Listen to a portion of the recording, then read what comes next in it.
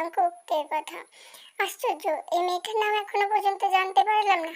ধর, কাল জিমিনকে জিজ্ঞাসা করে জেনে নেবো। এদিকে তে মনে মনে ভাবছে, আচ্ছা জংকুক ভাইয়াকে আমার কথা মনে আছে, নাকি সে আমাকে ঘৃণা করে? করতেই পারে, সে তো আমাকে দেখতেই পারে না। ভাবতে ভাবতে কখন যেতে ঘুমিয়ে গেছে টেরও পায়নি। ভোর 5টার দিকে ঘুম ভাঙলো তের। ঘুম থেকে উঠে আর মোড় ভেঙে জানালার দিকে তাকালো। পাখিদের কিচিরমিচির ও চারপাশে আলো ফুটে উঠেছে। আবহাওয়া ঠান্ডা ঠান্ডা। তাড়াতাড়ি উঠে পড়লো তে, না হলে নামাজ কাজা হয়ে যাবে। তাড়াতাড়ি বাথরুমে গিয়ে গোসলটা সেরে অজু করে নিল সে। তারপর নামাজ পড়ে বারান্দায় গিয়ে চুল ঝাড়তে লাগলো। ওদিকে জংকুকও সকাল সকাল উঠে ফ্রেশ হয়ে বারান্দায় গিয়ে দাঁড়ালো। হঠাৎ পাশের বারান্দার দিকে চোখ গেল জংকুকের। দেখলো যে সেই মেয়েটা চুল ঝাড়ছে। তাকে দেখে জংকুকের ঘোর লেগে গেল। কেমন টানা টানা হরিণ চোখ, যা প্রতি মুহূর্তে ঘায়েল করে দেয়। ঘন কালো লম্বা ভেজা চুল কোমর ছড়িয়ে গেছে। ঠোঁটের কোণে লেগে থাকা হালকা মুচকি হাসি জংকুকের বুকে তীরের মতো গিয়ে বিঁধছে। সাদা কালো লং ড্রেসে তাকে পরীর মতো লাগছে। মেয়েটা চোখ ধাঁধানো সুন্দর, পুরো একটা অপসরি যেন। চোখ ফেরানো দেয়। আচ্ছা, আমি যেটা ভাবছি সেটা নয় তো? ও কি তাহলে তে? দেখতে একটু হলেও তের মতোই লাগে, but I can not believe that যে ওই তে। কারণ তে তো এত স্টাইলিশ ছিল না, হাবলার মতো দেখতে ছিল। তাহলে আসার পর তো একবারও তেকে দেখলাম না। কোথায় ও? উফ, মাথা হ্যাং হয়ে গেছে চিন্তা করতে করতে। পাশে তাকিয়ে দেখে মেয়েটা আর নেই। কোথায় গেল? ও সেট। ওদিকে তে নিচে গিয়ে দেখলো সুবীর নাস্তা করছে, আর ওর বড় আম্মু, ভাবি, জিমিন আম্মু রান্নাঘরে ব্যস্ত। তে গিয়ে ডাইনিং টেবিলে তার ভাইয়ার মুখোমুখি বসলো। হে হোয়াটসঅ্যাপ তে? এই তো ভাইয়া, তোমার কি খবর? ভালোই। তা আজ এত সকাল উঠলি যে? যেরকম ভাবে বলছো মনে হচ্ছে আজকে লাইফে ফার্স্ট টাইম আমি সকালে ঘুম থেকে উঠেছি। সুবিন হেসে বলল, শাকচুনি যে সকাল সকাল ঘুম থেকে উঠতে পারে তা তো আজ জানলাম। ভাইয়া, দিস ইজ নট ফেয়ার। তুমি আবার আমাকে শাকচুন্নি বলছো। জিমিন হাসতে হাসতে বলে, তুমি ঠিকই বলছো ভাইয়া, ও আসলেই একটা শাকচুন্নি। ওরে আমার তার ছিঁড়া বলদ রে, তুই তো আস্ত একটা নাইজেরিয়ান পেতনি। হোয়াট? এত আজব গালি তোর মাথায় কোথা থেকে আসে রে? তোর মতো চাইনিজ মেন্টালকে দেখলে এসব আজব কথাই তো বের হবেই। সুবিনের তো হাসতে হাসতে পেটে ব্যথা করছে। শোন শাকচুন্নি, তোকে আমরা পাবনায় পাঠাতে চাই। তুই আসলেই একটা পাগল। তোর সাথে থাকলে আমিও পাগল হয়ে যাব।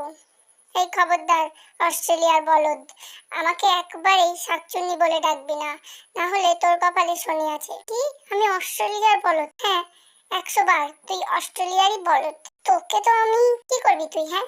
এইদিকে তের আম্মু রান্নাঘর থেকে চিৎকার করে বলে, এই তোরা কি শুরু করলি পাগলের দল? জিমিন একটু কাঁদো কাঁদো ভাবে বলে, দেখো না আমি জম্মু কেমন ঝগড়া করছে আমার সাথে।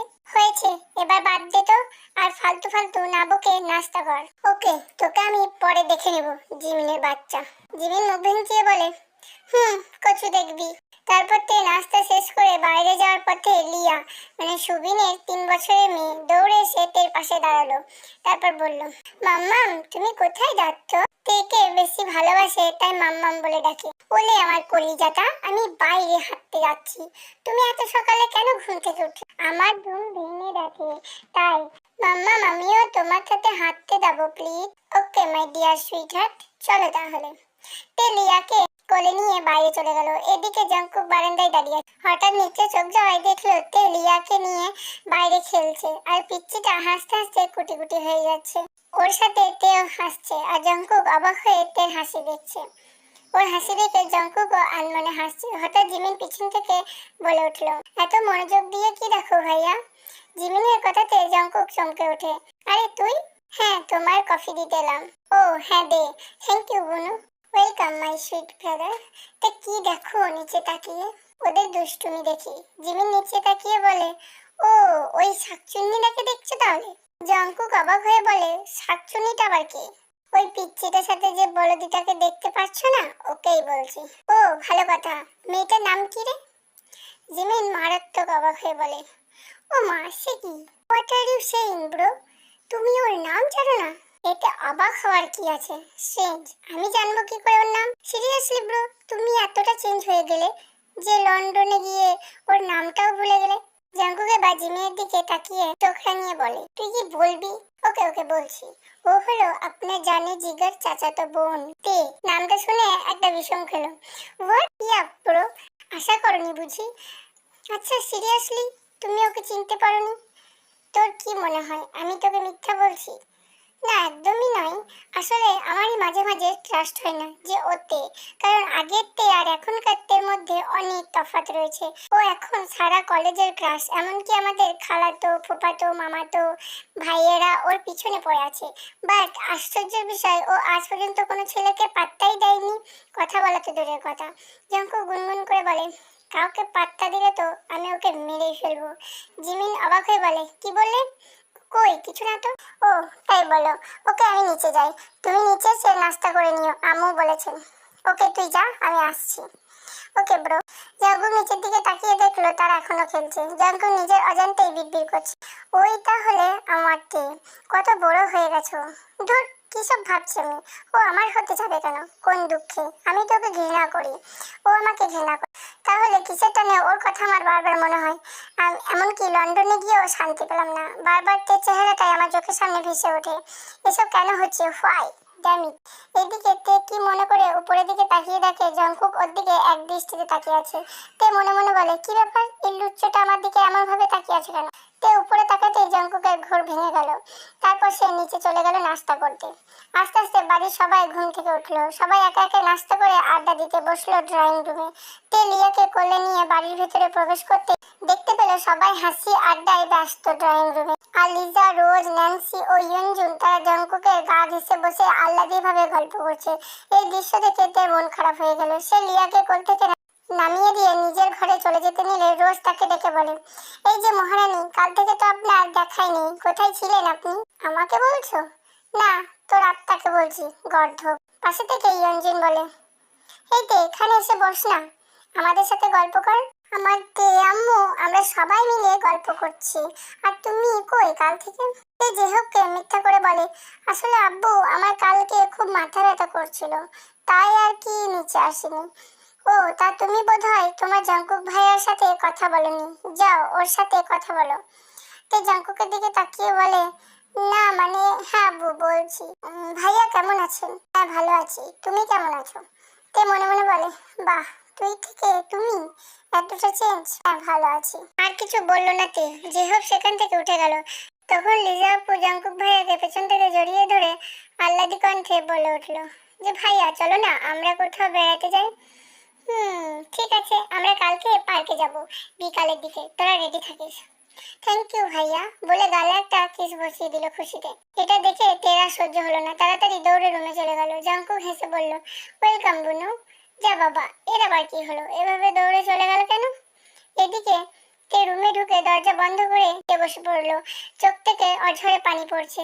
কেন আমি ওর সাথে আর কাউকে সহ্য করতে পারি না? আমি এত জেলাস ফিল কেন করছি? এতে আমার এত কষ্ট হয় কেন? ওদিকে জঙ্কুক মনে মনে বলে, এই সামান্যতে তুই হাঁপিয়ে গেলি তে। ইস সো স্যাড। 5 বছর আগে তুই আমার সাথে যে বিহেভিয়ারটা করেছিলিস তার শোধ আমি এখন নিব। এর শাস্তি তো তোকে পেতেই হবে। পিকচার আভি বাকি হ্যাঁ মেরি জান। এতটুকুতেই যদি জেলাস ফিল করিস তাহলে পরের দৃশ্যগুলো দেখে না জানি কি করবি। দেখবি আর জ্বলবি, লুচির মতো ফুলবি। ভেবে একটা বাঁকা হাসি দেয়। পরের দিন বিকালের দিকে সব কাজিনরা রেডি হয়ে বেড়াতে যাবে। আর তে নিজের রুমে বসে ফ্রেন্ডদের সাথে চ্যাটে ব্যস্ত। জঙ্কু নিচে নামতে নামতে বলল, কি রে সবাই রেডি হয়েছিস তো, নাকি আরো টাইম লাগবে? ইয়ঞ্জন এসে বলে, আমার হয়ে গেছে। একে একে বাকিরাও রেডি হয়ে নিচে এসে দাঁড়ালো। উই আর রেডি ভাইয়া, এবার চলো। ওয়েট ওয়েট, একজন তো মিসিং মনে হচ্ছে। লিজা চারপাশে তাকিয়ে বলে, আর কে মিসিং হবে, আমরা তো এখানে। জিমিন হেসে বলে, ইউ আর রাইট ভাইয়া, তে আসেনি এখনো, ওই মিসিং আছে। ও কি যাবে না? অনলি 5 মিনিট দাও, আমি এখনই ওকে নিয়ে আসছি। তাড়াতাড়ি যা। জিমিন দৌড়ে তে রুমে গেল। গিয়ে দেখলো তে কানে ইয়ারফোন লাগিয়ে ফোন টিপছে। তে, এই তে। জিমিন এবার তেকে ধাক্কা দিয়ে বলে, আরে এই তে, উফ ডিস্টার্ব করছিস কেন? কি হয়েছে? বয়রা নাকি, শুনতে পাস না? এত সময় ধরে ডাকছি, দেখতে পাচ্ছিস না গান শুনছি, তাহলে তোর কথা কেমনে শুনবো? আজব। আচ্ছা কি হয়েছে বল। অনলি 5 মিনিট টাইম দিলাম, রেডি হয়ে নে, সবাই অপেক্ষা করছে নিচে। কেন রে, কোথায় যাব? আমরা আজকে ভাইয়াকে নিয়ে বেড়াতে যাচ্ছি, সো প্লিজ তাড়াতাড়ি রেডি হয়ে যা। আমি যাব না রে, তোরা যা, আমার ভালো লাগছে না। তুই যদি না যাস শোন, আমিও যাব না। উফ, মহা মুশকিল তো। ওকে ওকে, ফুল তো হবে না, আমি রেডি হচ্ছি। জিমিন এক মুখ হাসি নিয়ে বলল, লক্ষ্মী বোন আমার, তাড়াতাড়ি কর। জিমিন যাওয়ার পর তেও রেডি হয়ে গেল। লং আর বেশি ঘের একটা কালো বোরখা পরে নিল, সাথে ইরানি স্টাইলে কালো হিজাব। ওকে হালকা স্মোকি আইশ্যাডো আইলাইনার আর ঠোঁটে হালকা গোলাপি রঙের লিপস্টিক, হাতে একটা কালো পার্স। 5 মিনিটও লাগেনি রেডি হতে। আয়না নিজেকে একটু দেখে নিল। দিকে জাংকুক বলে, আর কতক্ষণ লাগবে রেডি হতে? জিমিন উপরের দিকে তাকিয়ে বলে, ওই তো এসে গেছে। উপরে তাকাতে জাংকুকের হার্টবিট মিস হতে লাগলো। এই মেয়েটা মনে হয় আমাকে পাগল করেই ছাড়বে। ওর চোখগুলো দেখে জাংকুক ওর মায়ায় জড়িয়ে যাচ্ছে। ফর্সা দেহে কালো বোরখা আর কালো হিজাব, ওর সৌন্দর্য যেন 1000 গুণ বেড়ে গেছে। মনে হচ্ছে কিউট আর পিচ্ছি একটা এরানি ডল আমার সামনে এসে দাঁড়ালো। আমি জীবনে কোনো মেয়েকে দেখে ক্রাশ খাইনি, কিন্তু একে দেখে তো আমি ফিদা হয়ে গেছি। না, আমাকে স্ট্রং হতে হবে। তোমার রূপ দেখে আর আমি দুর্বল হচ্ছি না তেরানি। Just watch and C.